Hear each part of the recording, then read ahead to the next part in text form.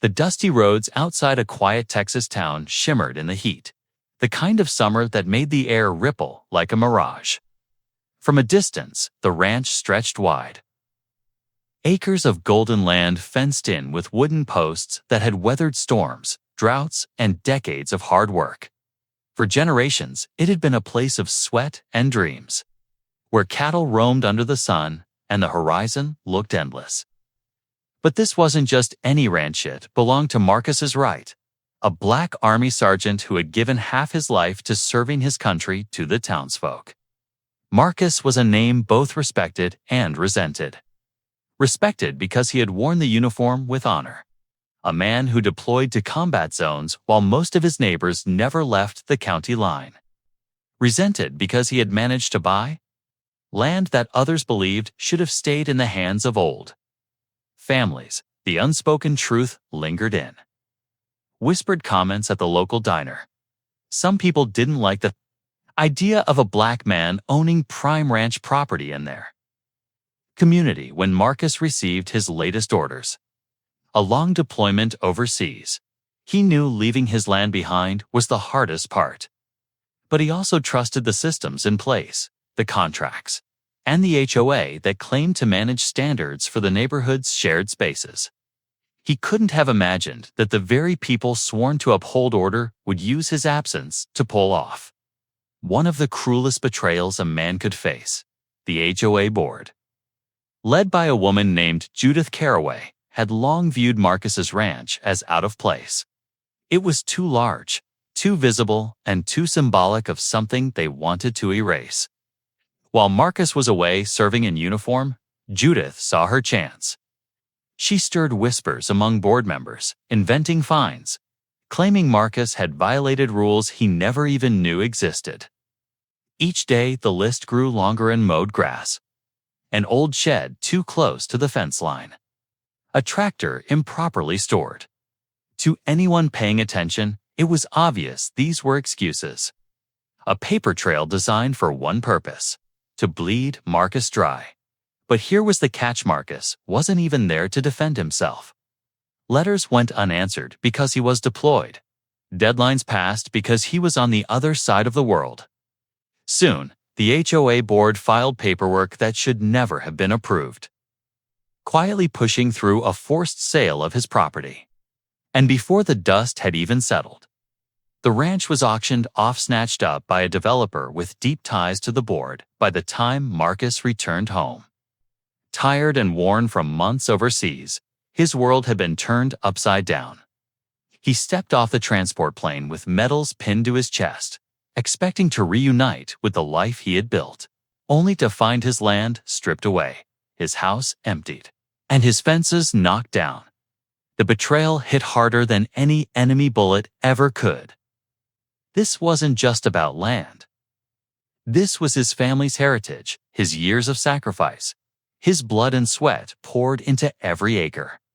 And it had been stolen while he was serving the very country that was supposed to protect him at first. Neighbors shrugged, some even smirking as if they had expected it. Judith proudly paraded around town, boasting about how the community had taken back land that didn't belong.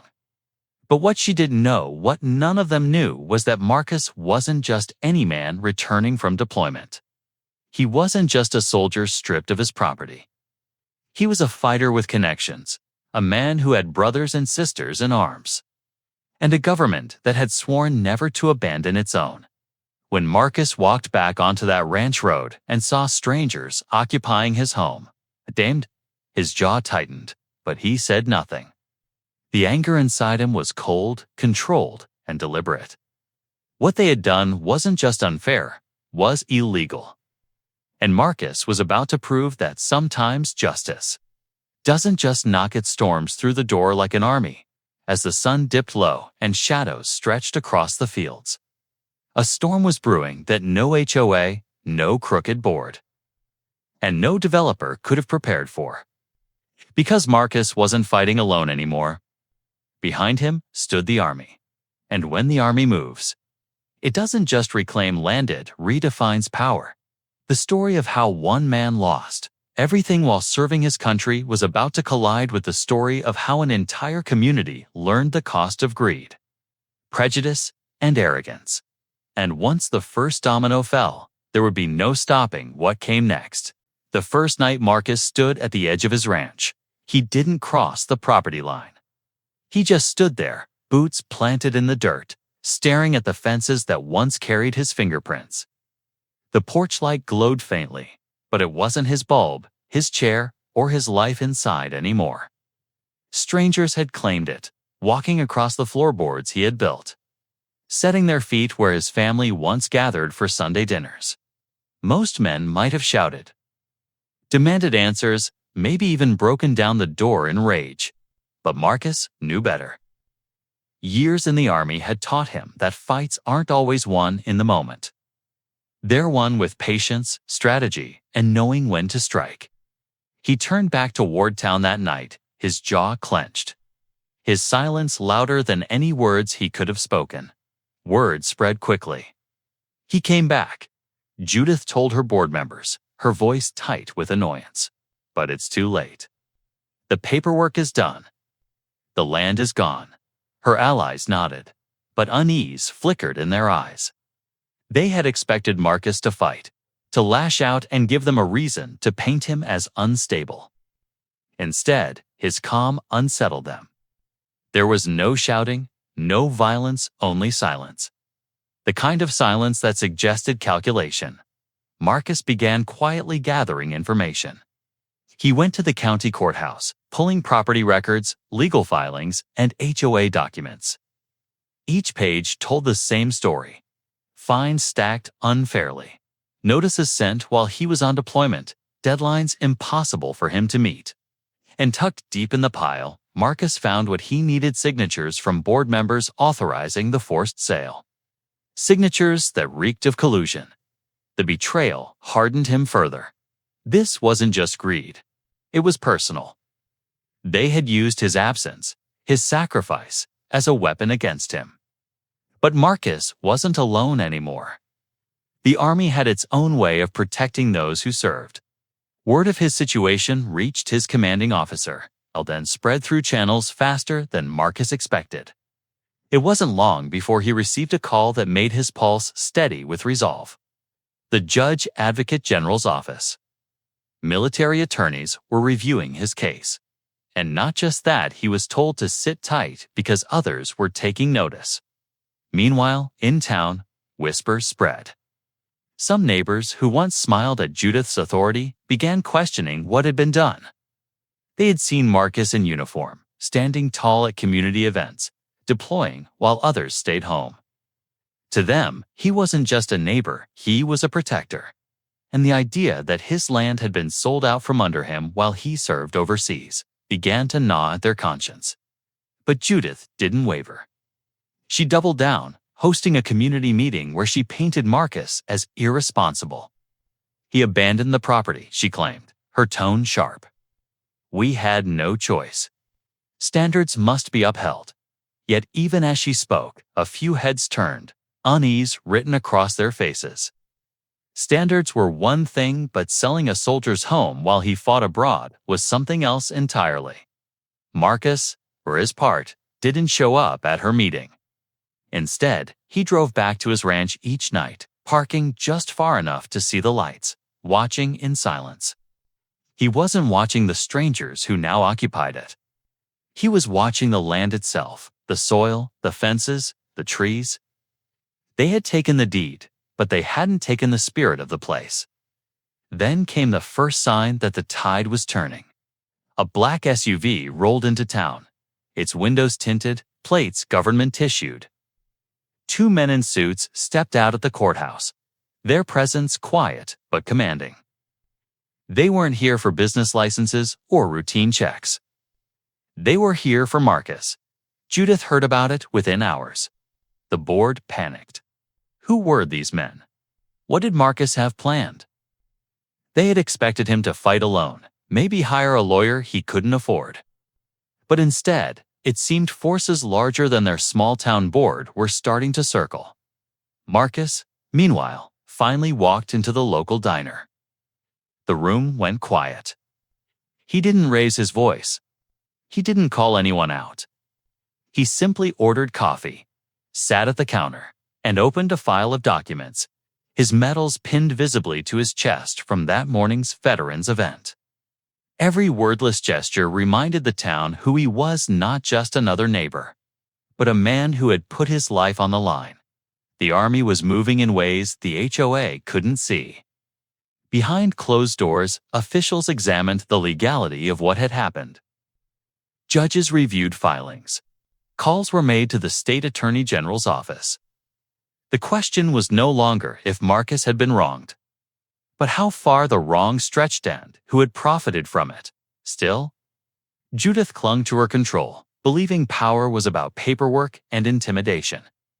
She didn't realize power was about to be redefined in front of her eyes. Because when an army protects its own, it doesn't just come with lawyers and suits. It comes with weight, authority, and a truth too heavy for lies to stand against. As dusk settled again on the ranch, Marcus stood once more at its edge. This time, though, he wasn't alone. A car idled behind him, its headlights low. Inside were men who had fought their own battles in courtrooms and war zones. And as Marcus placed a steady hand on the fence post, the message was clear. Not only was he coming back for his land, but justice itself was about to knock on every door that had signed away what was never theirs to take. The calm before the storm was ending. The fight was about to begin. The morning after the black SUV appeared in town, everything felt different. People who once avoided Marcus's gaze now nodded respectfully when he passed. Conversations at the grocery store grew hushed as his name came up. Judith, usually smug and in control, walked faster, her smile tighter, her eyes darting as if the walls of her authority were starting to close in. Marcus himself remained calm, moving with a soldier's patience. He didn't need to win in whispers or glares. He needed to win on paper, in law, in the places that couldn't be denied. Still, he could feel the shift in the air. The HOA's confidence was cracking. It began with small things. A board member, Mr. Lowell, quietly avoided the weekly meeting, citing personal matters. Another, Mrs. Henderson, suddenly started asking Judith whether the decisions had truly been legal.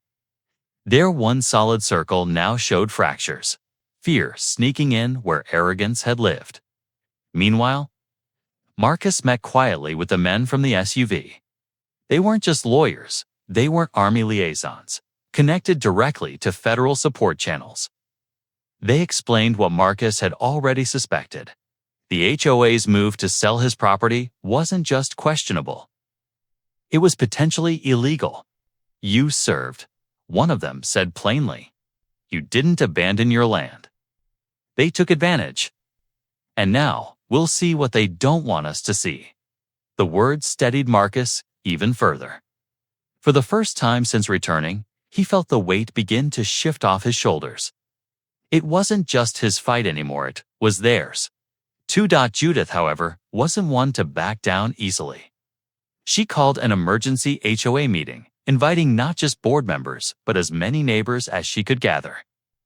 She wanted to remind them of her power, to rally support, to frame Marcus as a threat. The meeting room was packed. Judith stood at the front, clutching her binder of documents, her voice sharp and rehearsed. This community runs on order, she declared. And Mr. Gaines, though we respect his service, has failed to maintain that order. Rules are rules. If we bend them once, we'll bend them forever. Do we want our neighborhood in chaos? For a moment, the crowd nodded, murmurs of agreement flowing. But then a man in uniform stood near the back. He didn't speak, didn't shout. He just stood, tall and still, his presence undeniable. Next to him, Marcus's commanding officer walked forward, laying a single folder on the table. Chaos, the officer said quietly, is selling a deployed soldier's property out from under him. The silence that followed was deafening. Judith froze, her lips parting but no sound coming out. The folder remained unopened on the table, its weight heavier than any speech. The neighbors looked from Marcus to Judith, their loyalties shifting visibly. Some lowered their eyes, ashamed. Others folded their arms, realizing they had been complicit in something bigger than they wanted to admit. For the first time, Judith's power faltered in the light of truth. After that day, the community no longer whispered about Marcus. They whispered about Judith. About the board meetings held in secret, about the unexplained fines, about where the money from forced sales had really gone. And as the whispers grew, so did the investigations. The Army's attorneys filed motions. County officials began reviewing documents. Even the local paper caught wind, a reporter snapping photos of Marcus walking out of the courthouse with his head held high. Judith fought harder. She tried intimidation letters slipped under doors, veiled threats at neighbors who dared to question her authority. She told the board to stand strong and painted Marcus's allies as outsiders meddling in local affairs. But her grip slipped with every attempt. One evening, Marcus returned to the diner where it had all begun. He sat at the counter, this time not alone, but surrounded by a few men and women who had once kept their distance. They leaned in, offering quiet words of support. One old man who had lived on the street for decades shook his head. "Never thought I'd see the day they'd pull something like that on you, son. You deserve better." Marcus didn't smile, but he nodded. "We all do," he replied simply. And in that moment, the fight became bigger than his ranch. It became about the entire community, about neighbors who had lived in fear of Judith's rule, about every person too scared to speak. The following week, subpoenas went out. HOA records were demanded. Bank accounts tied to the board were frozen for review. And then came the revelation that cracked everything wide open. Multiple properties, not just Marcus's, had been seized under dubious fines and sold at below-market prices to friends of Judith, who quickly resold them for massive profit. The scandal hit like a thunderclap. Suddenly, it wasn't Marcus on trial, it was the HOA itself. At night, Judith's house lights stayed on late. She was seen pacing at her window, her once proud stride now restless and erratic. Calls went unanswered. Board members stopped showing up. And for the first time, Marcus allowed himself a small exhale of relief. The truth was no longer his burden alone. But relief didn't mean the battle was over. It only meant the stakes had climbed higher. Because now, it wasn't just about reclaiming his ranch. It was about whether the system would actually deliver justice, or whether Judith and her allies would find a way to slip through the cracks once more. Marcus knew enough about battles to understand this was only the midpoint. The storm had gathered, but the strike was still to come. The courthouse steps buzzed with tension the morning Judith finally arrived for the hearing. Reporters gathered, cameras flashing, while neighbors lingered on the sidewalk, eager to witness the downfall of the woman who had ruled them with an iron fist for years. Judith emerged from her luxury car in a crisp suit, chin lifted, eyes flashing defiance. To the casual observer, she might have looked in control, but the faint tremor in her hand as she clutched her binder betrayed otherwise. Inside, Marcus sat quietly in the front row, his uniform jacket folded neatly on his lap. The men from the Army flanked him, their presence commanding respect without a word. Across the aisle, Judith shuffled her papers, lips moving as if rehearsing excuses. The air in the room felt electric, as if the walls themselves understood this wasn't just another HOA dispute, it was the collision of arrogance and accountability. The proceedings began with the HOA's attorney attempting to dismiss the case as a misunderstanding. He painted Marcus as negligent, a soldier who had failed to keep up with his obligations. But before the words could sink in, the Army liaison rose calmly, placing a stack of documents on the judge's desk. Deployment orders, property deeds, bank transfers that showed the HOA's questionable sales. Every page was a nail in the coffin of Judith's story. Judith's composure began to crack. She leaned over to whisper furiously to her attorney, her face pale beneath her makeup. Her voice rose, earning sharp glances from the judge. Still, she refused to back down. When given the chance to speak, she launched into a tirade about rules order and the kind of neighborhood they were trying to protect. But then, the Attorney General himself stood. His presence silenced the room instantly. With deliberate calm, he laid out the evidence not just against Judith, but against the entire board. He spoke of patterns of discrimination, of power abused for profit, of neighbors manipulated through fear. He detailed how Marcus's land had been targeted, not because of violations, but because Judith believed he wouldn't be able to fight back. Each word stripped away the last fragments of her authority. Neighbors shifted uncomfortably in their seats, realizing how complicit they had been. Some lowered their heads in shame. Others glanced at Marcus with something like gratitude, knowing he had carried a burden that now lifted from all of them. And then came the moment no one could have predicted. Judith, cornered and trembling, snapped. She slammed her binder shut and stood, pointing a shaking finger at Marcus. "This is his fault," she screamed. "He brought this chaos, not me. He should have stayed where he belonged." The room went deathly still. Her words echoed, heavy and poisonous. The mask finally ripped away to reveal the rot beneath. In that single outburst, years of whispers about prejudice, favoritism, and corruption crystallized into undeniable truth. Marcus didn't move. He didn't need to. The silence was his victory. The judge's gavel struck sharply, calling for order, but the damage was done. Judith had exposed herself more clearly than any evidence ever could. The ruling was swift. The court froze all HOA operations pending investigation. Judith was removed from her role effective immediately. Federal prosecutors would begin reviewing the finances and the property transfers.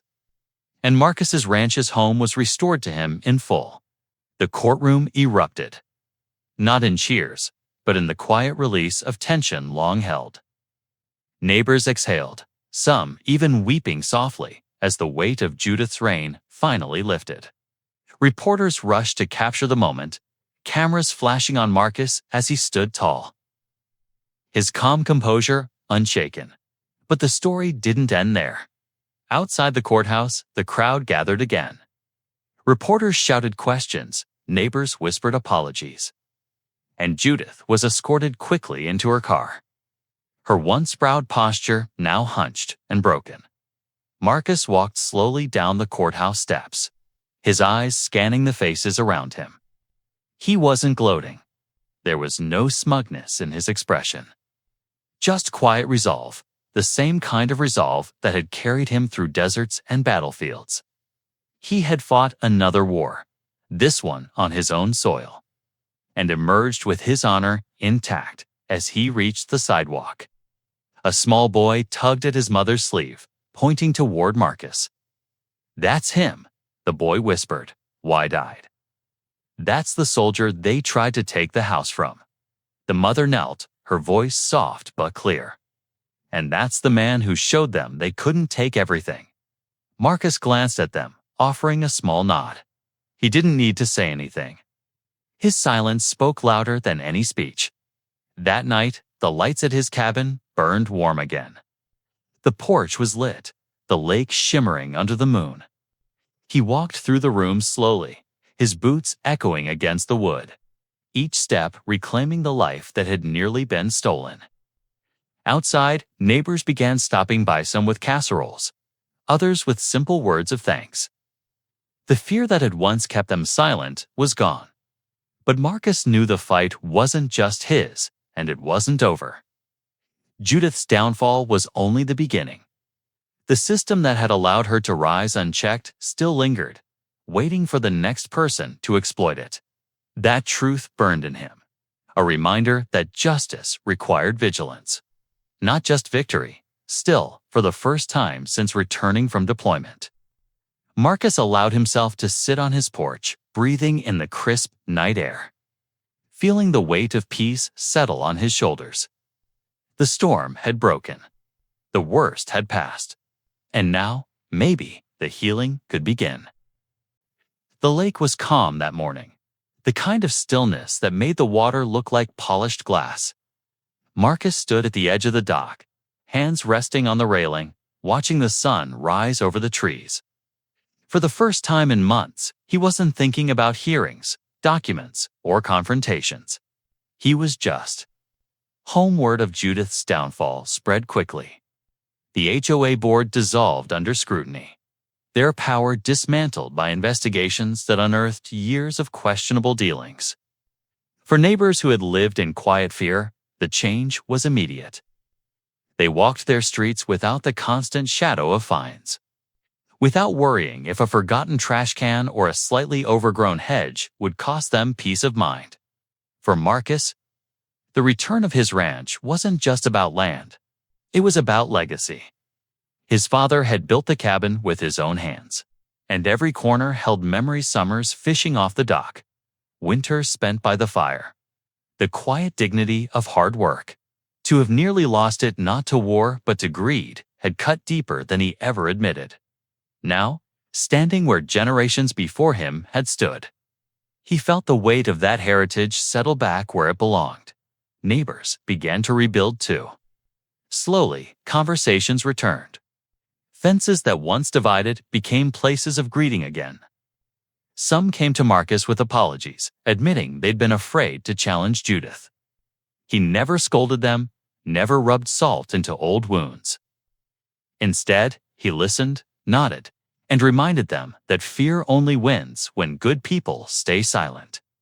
The Army's role in restoring his home became a story larger than the neighborhood. Newspapers picked it up, then local television, then national outlets.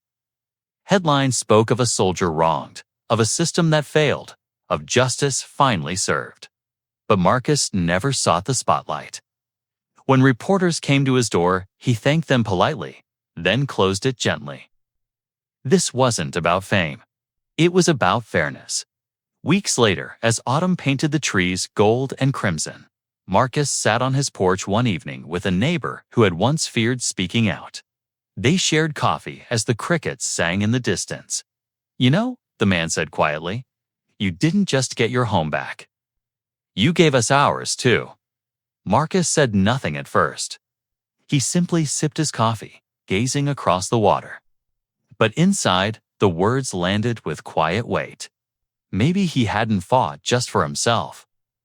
Maybe this battle had been for everyone who had been silenced, everyone who had been pushed into shadows by rules twisted into weapons. The sun dipped lower, the lake glowing orange and pink. Marcus leaned back, letting the cool air wash over him. He had faced war abroad and injustice at home. Both had left scars, but both had also taught him the same truth. Strength wasn't just about standing tall. It was about standing firm when the world told you to bow, when fear told you to quit, when power tried to strip away what you had earned. As darkness fell, Marcus whispered into the night. A vow more than a statement. Never again, because justice wasn't a gift. It was a fight. And some fights had to be won not just for yourself, but for everyone watching, waiting, hoping.